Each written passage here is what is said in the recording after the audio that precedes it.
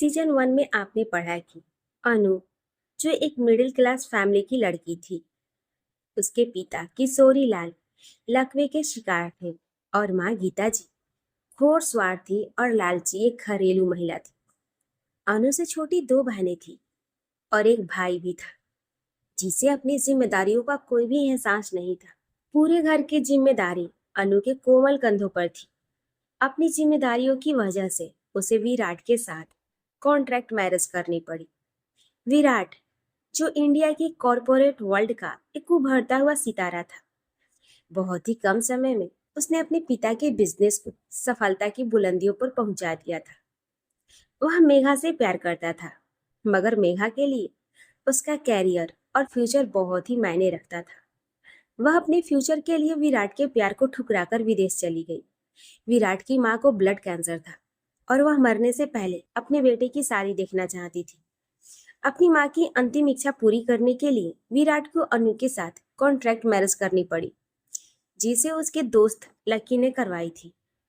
और जब 2 साल के बाद मेघा लौटकर आई, तो उसे ये बात बर्दाश्त नहीं हुई कि विराट ने शादी कर ली है और अब अनु विराट की पत्नी है। मेघा ने अनु को बर्बाद करने के लिए कोई कोर कसर नहीं छोड़ी, मगर उसका असली चेहरा सामने आते ही विराट उससे दूर हो गया और अनु को दिल से अपनी पत्नी स्वीकार कर लिया। इस तरह सुषमा विराट मेंशन में एक बार फिर से खुशियां लौट आई और विराट और अनु ने अपने नए जीवन की शुरुआत की। विराट और अनु ने एक दूसरे को देखा। अनु के चेहरे पर इस वक्त लाज की लाली के साथ साथ संकोच भी दिखाई दे रहा था। विराट उसके मन की बात समझ रहा था। उसने उसका हाथ अपने हाथों में लिया और हल्के से दबाया, मानो उसे आश्वासन दे रहा हो कि अब सब कुछ ठीक हो गया है और मैं सिर्फ तुम्हारा हूं। दरवाजे को हाथ लगाते ही वह खुल गया। अनु ने देखा, पूरा कमरा फूलों से सजा हुआ था। बेड पर सुर्ख लाल गुलाब के फूल बिछे हुए थे। रजनीगंधा की लड़ियां बेड के चारों तरफ लटकी हुई थी। साइड टेबल पर दो बड़े बड़े गिलासों में केसर बादाम वाला दूध रखा हुआ था, साथ में ढेर सारी मिठाइयाँ और ड्राई फ्रूट्स भी। क्या सोच रही हो? ये सब कुछ मैंने तुम्हारे लिए ही सजाया है। आज से हमारे जीवन की एक नई शुरुआत होने जा रही है। इतना कहते हुए विराट ने उसका हाथ पकड़ा और उसे कमरे के अंदर ले गया।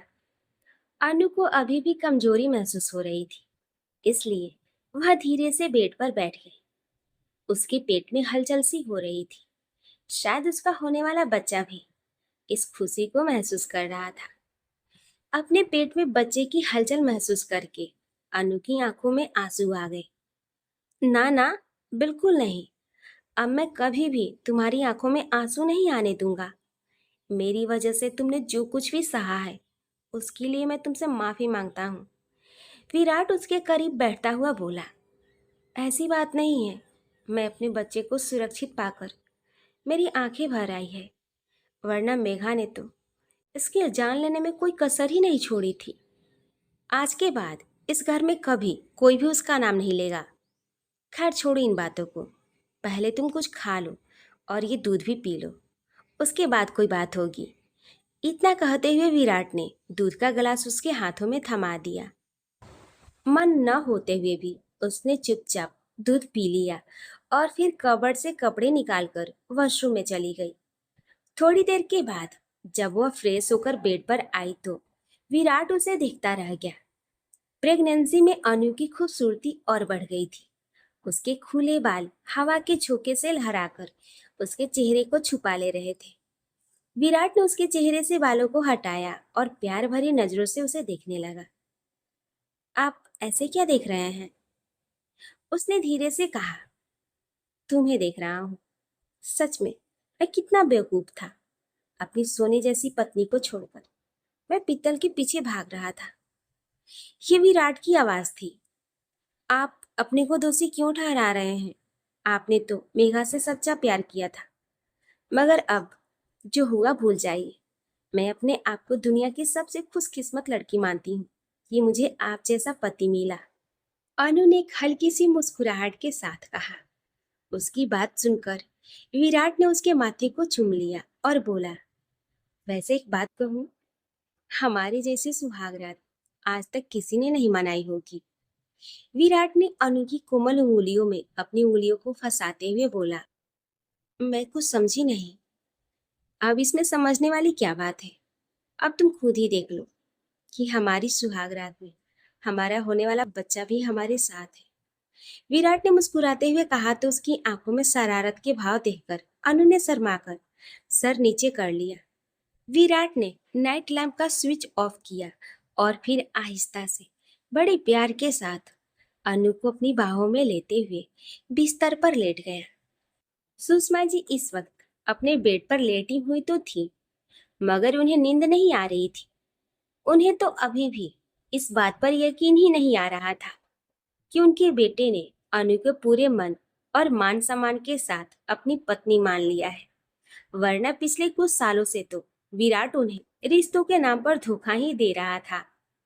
आज उन्हें बहुत सुकून महसूस हो रहा था। उनका मन ही नहीं बल्कि पूरे घर में खुशियों की चमक बिखरी पड़ी थी। एक महीने बाद सिटी हॉस्पिटल के ओटी के बाहर विराट बड़ी ही बेचैनी से टहल रहा था। सुषमा जी के चेहरे पर भी बेचैनी दिखाई दे रही थी। थोड़ी देर के बाद अंदर से जब बच्चे की रोने की आवाज आई तो सबके चेहरे खिल उठे। विराट, सुना तुमने? अभी अभी अंदर से बच्चे की रोने की आवाज आई है। मैं दादी बन गई। मेरे वंश की बेल में नया फूल खिला है। सुषमा जी ने खुशी से कांपती हुई आवाज में कहा और फिर ऊपर की तरफ देखते हुए हाथ जोड़कर बोली, आपका बहुत बहुत धन्यवाद प्रभु। आपने मेरी सारी मनोकामनाएं पूरी कर दी। सभी लोग बड़ी ही बेसब्री के साथ इंतजार कर रहे थे कि कब बच्चे को बाहर लाया जाएगा ताकि वे उन्हें देख सके। आखिरकार प्रतीक्षा की घड़ी खत्म हुई और सिस्टर बाहर आई। कांग्रेचुलेशंस, ट्विंस बेबी हुए हैं। एक बेबी गर्ल है और एक बेबी बॉय है। इतना कहते हुए सिस्टर अंदर गई और बारी बारी से दोनों बच्चों को लाकर सुषमा जी की गोद में दे दिया। मेरी अनु कैसी है सिस्टर? विराट ने सवाल किया। खुशी के मारे उसकी आंखें भीग गई थी। पेशेंट की हालत ठीक नहीं है, ज्यादा ब्लीडिंग होने की वजह से फिलहाल उन्हें ब्लड चढ़ाना होगा, मगर घबराइए मत, उनकी जान को कोई खतरा नहीं है। नर्स के इतना कहने पर सबकी जान में जान आई। तब तक गीता जी भी अपने बेटे सुधांशु के साथ हॉस्पिटल आ गई थी।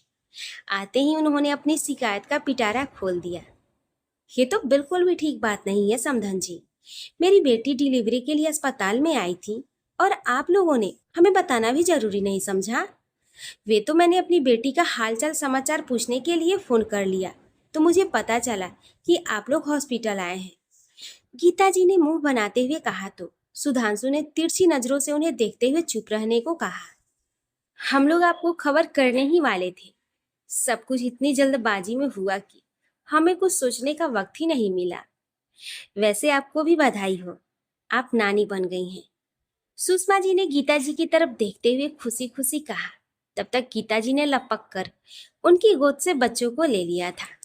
लगभग घंटे भर के बाद अनु को स्पेशल रूम में शिफ्ट कर दिया गया था और दोनों बच्चों का पालना भी वहीं रख दिया गया था। अनु का चेहरा पीला पड़ चुका था। उसके हाथों में ड्रिप लगी हुई थी। सुषमा जी आगे बढ़ी और बड़े ही प्यार से उसके माथे पर हाथ रखकर बोली, थैंक यू अनु, मुझे जीवन का सबसे अनमोल तोहफा देने के लिए। उनकी बात सुनकर अनु मुस्कुराकर रह गई। उसकी आंखें बंद हो रही थी। थोड़ी देर के बाद गीता जी और सुधांशु लौट गए थे। सुषमा जी और विराट रह गए थे। आपकी तबीयत ठीक नहीं है मम्मी, आप घर चली जाइए, मैं यहाँ पर हूँ। लकी, तुम मम्मी को घर ले जाओ, विराट ने लकी से कहा।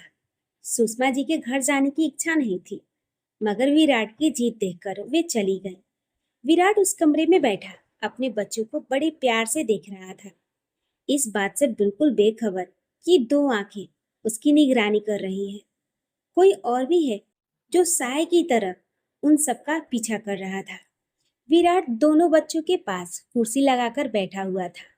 वह इन फूलों के समान कोमल और खूबसूरत नवजात बच्चों को देख देख कर हर्षित हो रहा था। उनके नन्हे नन्हे हाथ पैर और गुलाबी होठों को देखकर उसे उन्हें छूने की इच्छा हो रही थी। मगर कहीं वे जाग न जाए, इसलिए उसे छूने की हिम्मत नहीं हो रही थी।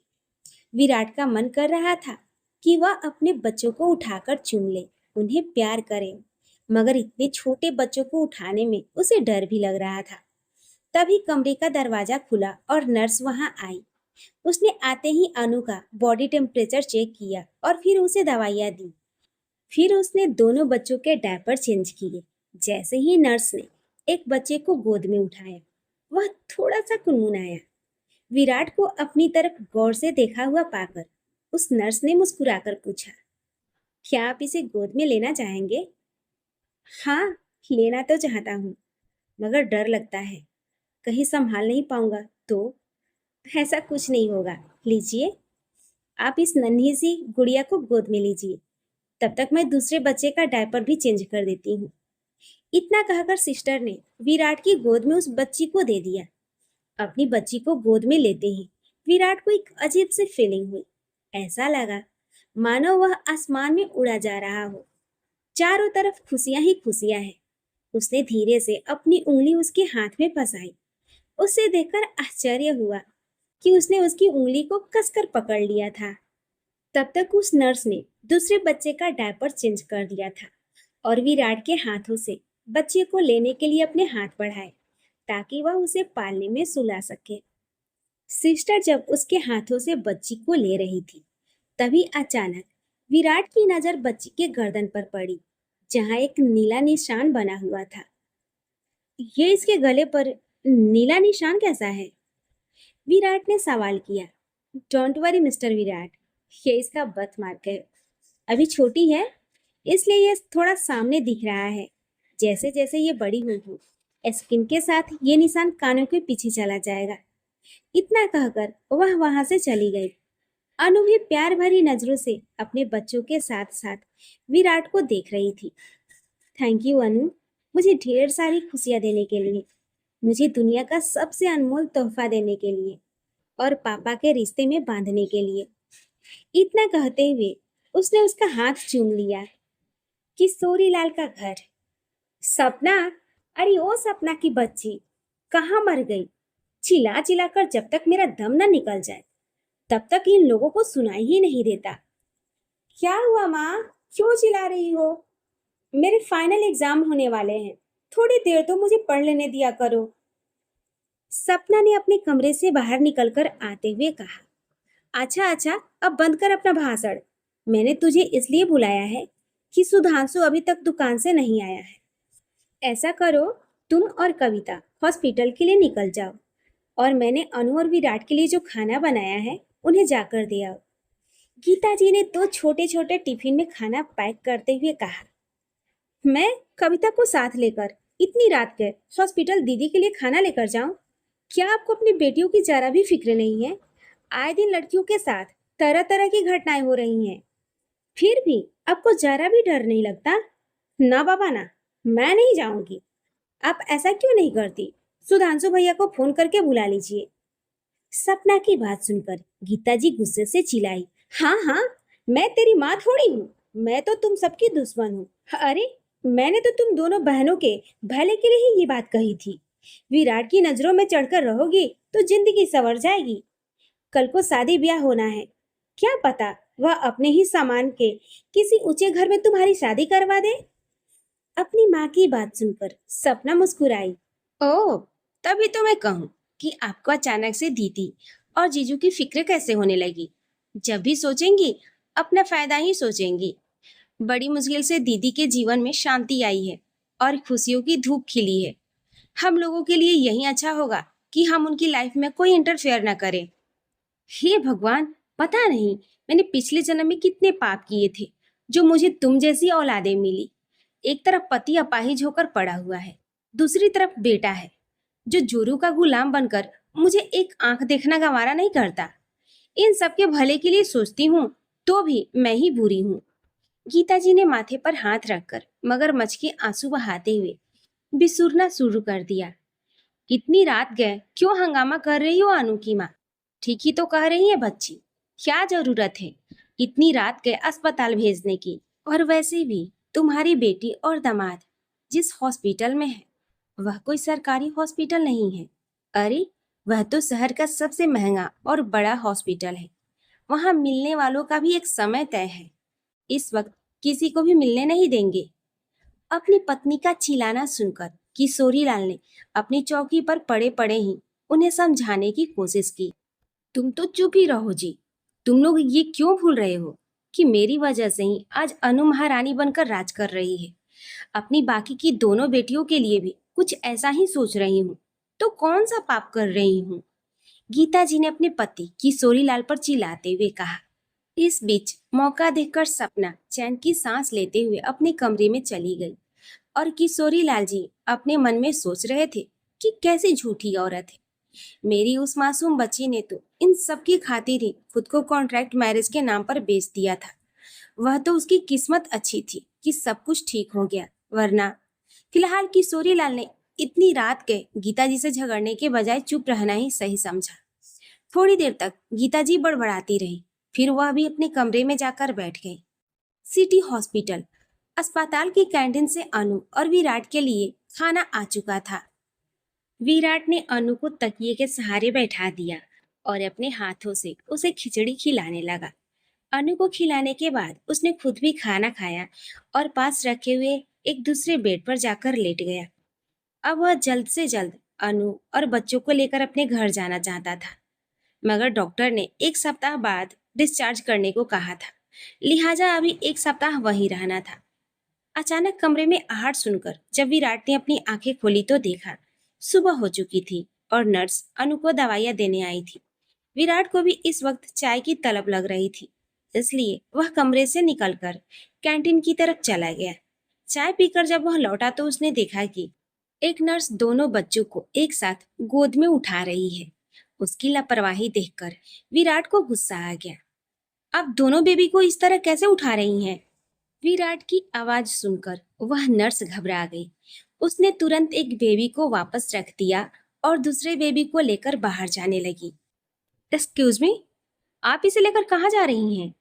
और आपने अपने चेहरे पर मास्क क्यों लगा रखा है, जबकि इस अस्पताल में किसी ने भी मास्क नहीं लगा रखा है? विराट ने उस नर्स को गौर से देखा। न जाने क्यों उसे कुछ ठीक नहीं लग रहा था। विराट की बात सुनकर वह नर्स थोड़ा हड़बड़ा गई। उसने दूसरे बच्चे को तुरंत वहीं पालने में रख दिया और अपना चश्मा ठीक करते हुए धीरे से बोली, मैंने प्रिकॉशन के लिए मास्क लगा रखा है क्योंकि छोटे बच्चों को तुरंत एलर्जी हो जाती है। मैं इसे डॉक्टर के पास चेकअप के लिए ले जा रही हूँ। उसकी आवाज कुछ बैठी हुई लग रही थी। अगर ऐसी बात है तो फिर ठीक है, दूसरे बच्चे को मैं लेकर चलता हूँ। विराट उसे गौर से देखते हुए बोला, नो सर, आपको तकलीफ करने की कोई जरूरत नहीं है। दूसरी सिस्टर भी अभी आती होगी, वह बेबी को लेकर आ जाएगी। उसकी बात सुनकर विराट को यकीन हो गया। वैसे भी इतने बड़े अस्पताल में जहां वीआईपी लोगों के लिए अलग वार्ड था, उसे किसी बात की चिंता नहीं थी। उसने बच्चे को गोद में उठाया और उसे लेकर अनु के पास चला गया। बच्चे बिल्कुल तुम पर गए हैं अनु। अभी इतने क्यूट हैं, तो बड़े होकर क्या होंगे? बिल्कुल नहीं, इसके नए नक्श तो बिल्कुल आप पर है। अनु मुस्कुराई। अच्छा बाबा, कोई बात नहीं, मेरा बेटा मुझ पर जाएगा और छोटी अनु तुम पर जाएगी। अभी वे दोनों आपस में बातें कर ही रहे थे कि तभी डॉक्टर और कुछ नर्स राउंड पर आए। गुड मॉर्निंग, कैसी है मिसेस विराट? बेबीज ने रात में तंग तो नहीं किया? इतना कहते हुए डॉक्टर अनु का रूटीन चेकअप करने लगी। इस बीच सिस्टर ने इंजेक्शन तैयार किया और लगा दिया। इसके बाद वे लोग बच्चों की तरफ मुड़े। विराट के हाथों में एक बेबी को देखकर डॉक्टर ने सवाल किया, दूसरा बेबी कहाँ है? अभी अभी एक सिस्टर डॉक्टर के पास चेकअप के लिए लेकर गई हैं। विराट ने बच्चे को नर्स के हाथों में देते हुए कहा। फट, ऐसा कैसे हो सकता है?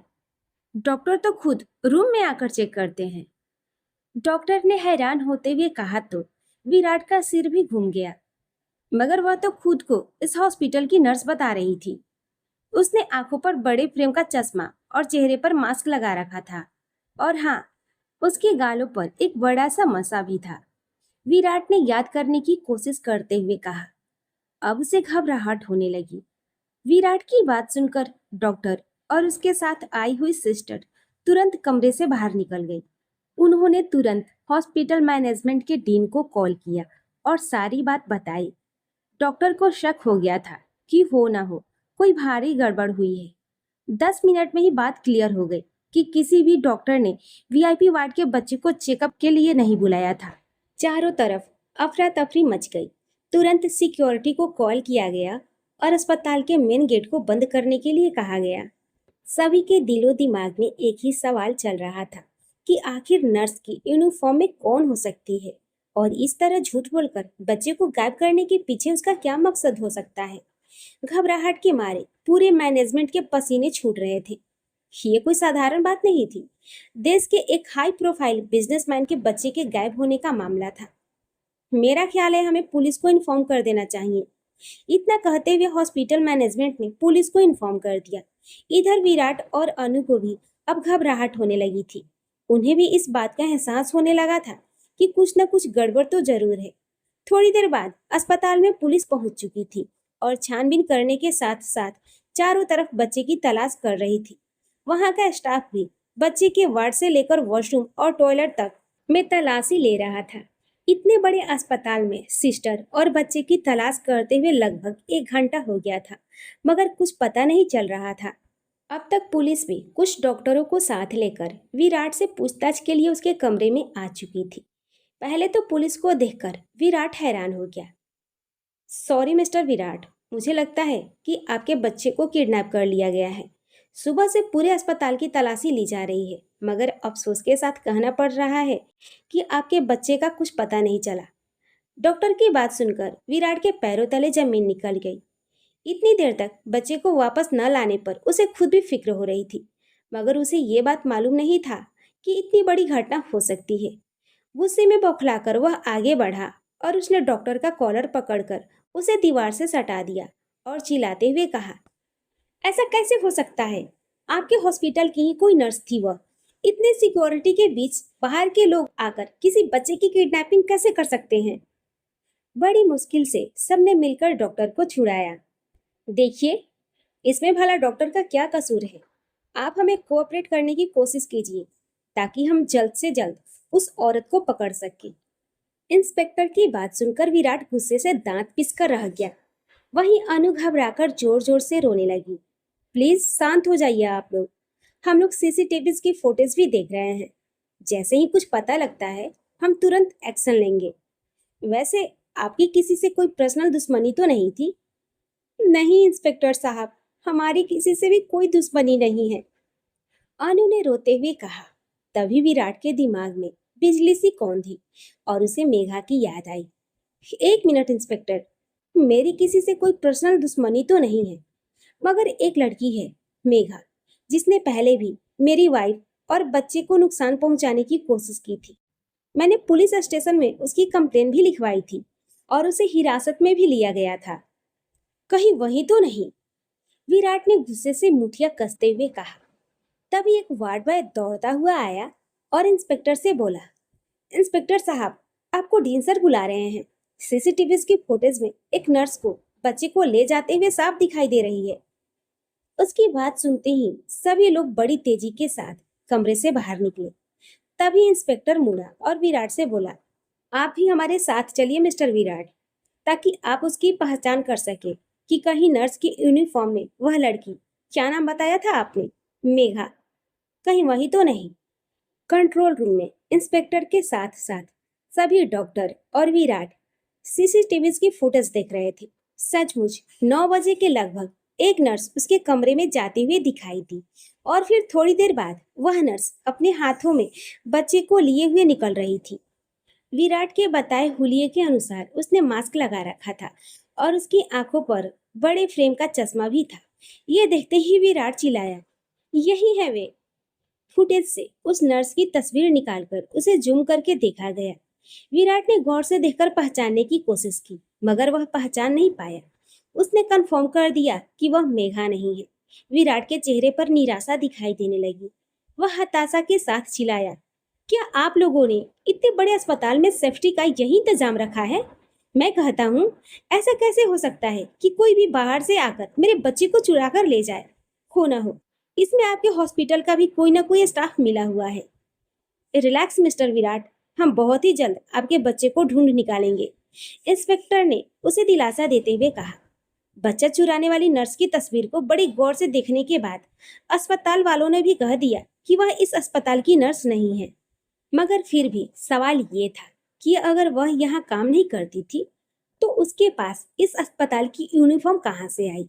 हॉस्पिटल मैनेजमेंट के साथ साथ पुलिस वाले भी अपने काम में लगे हुए थे, मगर अभी तक कोई सुराग नहीं मिला था।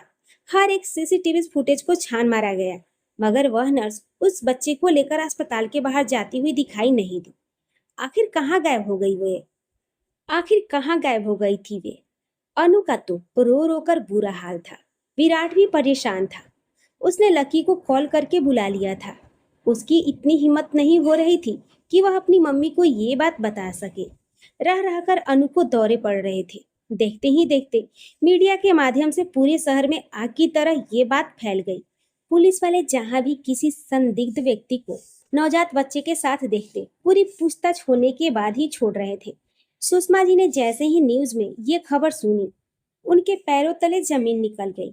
ऐसा कैसे हो सकता है? अभी कल रात ही तो वे दोनों बच्चों के साथ समय बिताकर आई थी। आखिर किसने ऐसा किया? सोच सोच कर उनकी हालत खराब हो रही थी।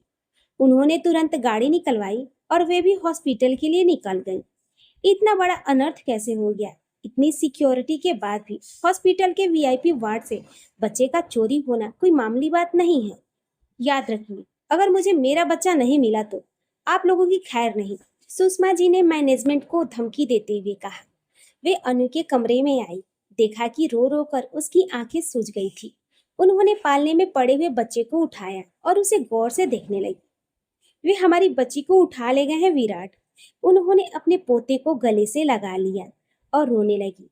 उन्हें अपनी पोती की बहुत ही चिंता हो रही थी, जिन खुशियों के लिए उनकी आंखें तरस रही थी। वे मिली तो जरूर, मगर ऐसा भी कुछ हो सकता है, इस बात की तो किसी ने कल्पना भी नहीं की थी।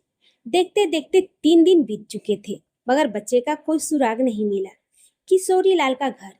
गीता जी खूब अच्छी तरह से तैयार होकर अस्पताल के लिए निकलने ही वाली थी कि तभी सुधांशु घबराकर भागता हुआ अंदर आया और बोला, गजब हो गया माँ, अस्पताल से दीदी का एक बच्चा चोरी हो गया। ये खबर सुनते ही जैसे एक बिजली सी गिरी। ऐसे कैसा हो सकता है? तुम लोगों ने गलत सुना होगा। अभी कल रात ही तो तुम्हारे पिताजी ने बताया कि वे लोग इतने बड़े हॉस्पिटल में हैं, जहां मिलने के लिए भी समय लेकर जाना पड़ता है। तो इतने बड़े अस्पताल में तो सुरक्षा की कमी नहीं रहती और बड़े बड़े कैमरे भी लगे रहते हैं। तो फिर भला बच्चा कैसे चोरी हो सकता है? गीता जी ने आश्चर्य के साथ कहा। कैसे हो गया ये तो हमें भी नहीं मालूम। मैं तो अभी अभी न्यूज से सुनकर आ रहा हूँ।